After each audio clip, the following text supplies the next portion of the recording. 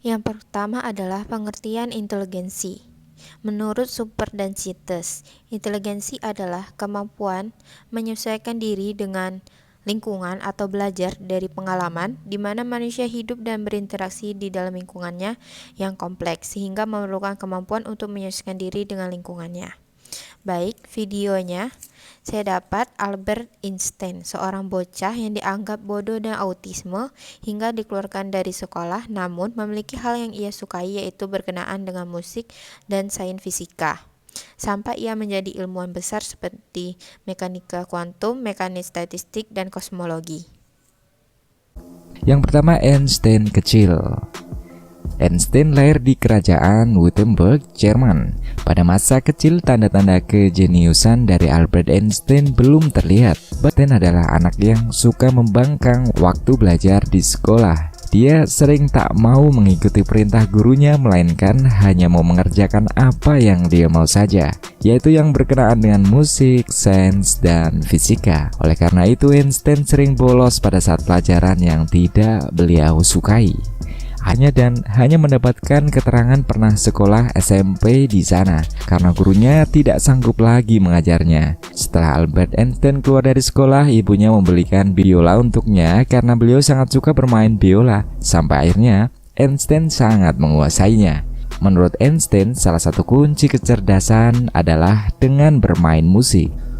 Lalu masa remaja. Pada masa muda, Albert Einstein adalah seorang pria yang mempunyai karisma bagi wanita karena beliau sangat jago bermain biola dan rambut hitamnya yang lebat berombak.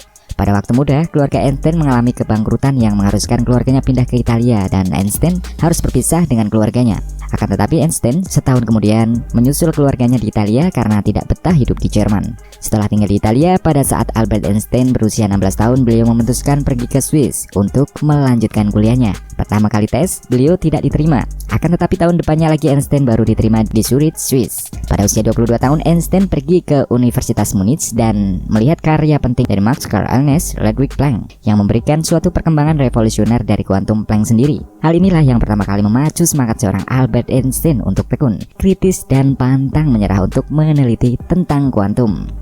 Kemudian masa dewasa. Setelah Einstein lulus dari Institut Teknologi Swiss Federal di Zurich, Einstein memutuskan terbang ke Jerman untuk mencari pekerjaan yang berkenaan dengan penelitian untuk menyelidiki problema ruang waktu, akan tetapi selalu ditolak. Akhirnya ayah dari seorang temannya di kelas menolong Einstein. Kemudian dipromosikan untuk bekerja di kantor paten Swiss sebagai asisten teknik pemeriksaan pada tahun 1902. Einstein bertugas untuk menilai aplikasi paten penemu untuk alat yang memerlukan pengetahuan fisika. Pada tahun 1904, Einstein menulis 4 artikel yang memberikan fisika modern.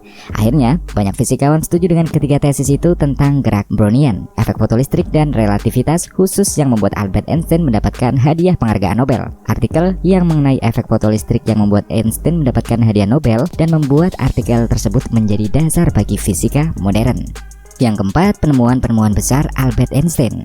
Yang pertama adalah teori relativitas. Teori relativitas ini dibagi menjadi dua, yakni relativitas umum dan relativitas khusus. Kedua teori tersebut dicetuskan oleh Einstein yang berguna untuk menjelaskan bahwa gelombang elektromagnetik dianggap tidak sesuai dengan teori gerakan Newton. Ini yang akhirnya banyak memprediksi bahwa relativitas umum cukup berbeda dengan prediksi fisika klasik. Yang kedua, gerak Brown. Gerak Brown ini merupakan gerakan yang secara terus-menerus dari suatu partikel zat cair ataupun gas, yang berarti partikel ini tidak pernah dalam keadaan stasioner atau sepenuhnya diam. Yang ketiga, persamaan massa dan energi. Pasti kamu pernah mendengar E sama dengan mc kuadrat. Itu merupakan sebuah rumus fisika yang bisa menjelaskan persamaan nilai antara energi atau E serta massa atau M yang dapat disetarakan secara langsung lewat konstanta kuadrat laju cahaya dalam vakum C2. Yang keempat, efek fotolistrik. Ini dia temuan Albert Einstein yang mendapatkan penghargaan Nobel pada tahun 1921. Efek fotolistrik adalah cahaya yang terdiri dari partikel kecil yang disebut foton, lalu membawa energi yang sebanding dengan frekuensi cahaya. Kemudian yang kelima, statistika Bose-Einstein. Statistika Bose-Einstein adalah yang berguna untuk mengatur partikel identik yang sudah tidak dapat dibedakan, walaupun partikel yang dimaksud dapat dicacah. Yang kedua adalah pengertian bakat menurut Crow and Crow. Bakat merupakan kualitas yang dimiliki oleh semua orang dalam tingkat yang beragam. Bakat yang merupakan potensi yang dimana harus dikembangkan. di mana dalam video ini Rhoma Irama pada kelas 4 terdapat penyanyi senior menyadari bakat yang dimiliki Rhoma Irama. Rhoma Irama pun berhasil mendobrak musik dangdut Indonesia. Karir musik Rhoma dibangun di Jakarta tanpa direncanakan olehnya. Sejak tahun 1950-an, dirinya memang sudah tinggal di Jakarta saat keluarganya pindah ke kawasan Bukit Duri, Manggarai. Dan ia bersekolah di SR atau Sekolah Rakyat Jakarta Selatan. Ketika ia duduk di kelas 4, penyanyi senior Bing Slamet menyadari bahwa Rhoma memiliki bakat dan membawanya tampil di sebuah show. Sejak saat itu, meskipun belum terpikir menjadi penyanyi, dunianya sudah tidak terpisahkan lagi dengan musik. Ibunya kerap dibuat marah karena Rhoma lebih peduli dengan gitarnya yang selalu dimainkan kapanpun dan dimanapun.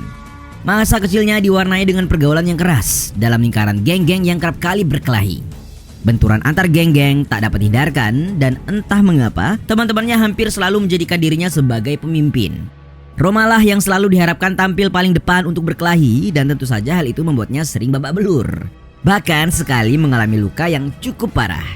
Namun hal itu dianggapnya sebagai sebuah kebanggaan diri dan ia mengakuinya bahwa berkelahi adalah hobinya.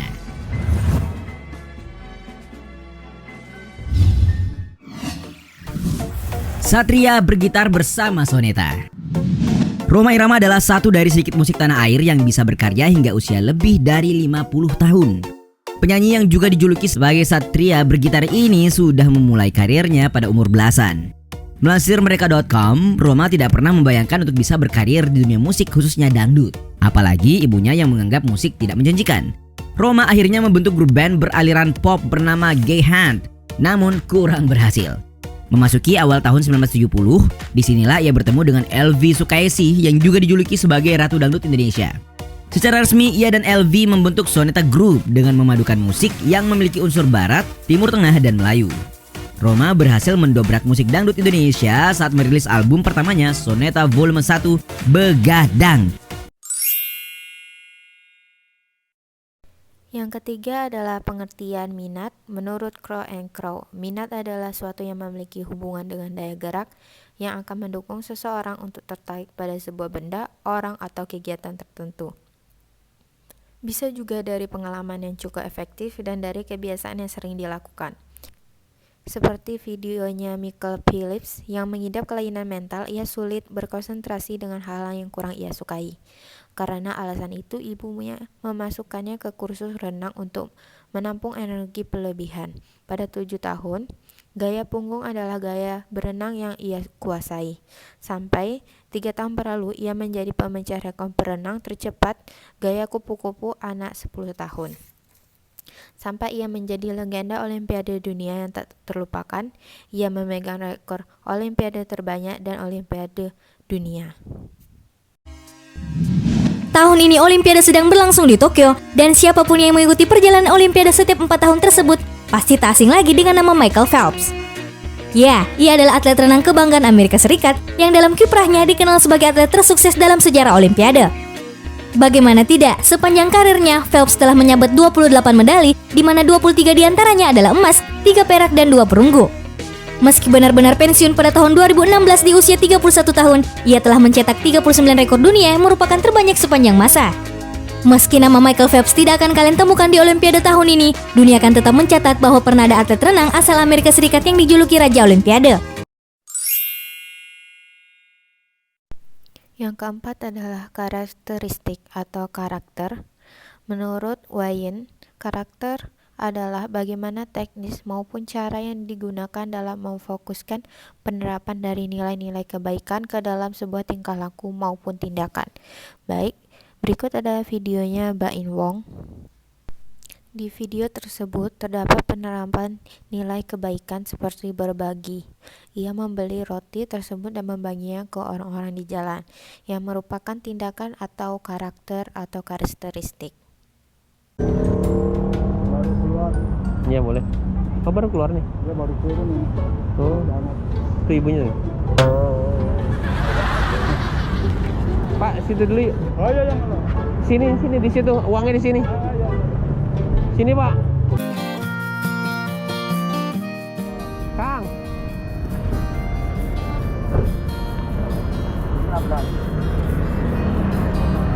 Ambil plastik.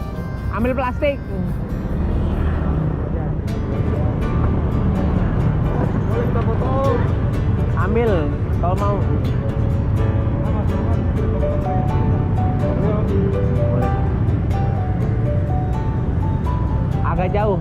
Siap. Ambil plastik mau nggak? Roti. Boleh, tapi dari jauh. Dari jauh aja. Oke, Mas Rahim. Ya, dah. Thank you. Malam nonton yang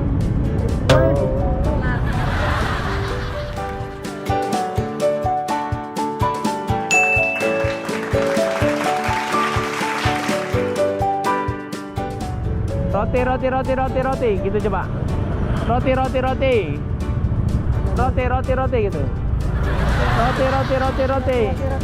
Roti mau roti gratis. Roti dia pingin. Enggak. Roti jangan dibilang.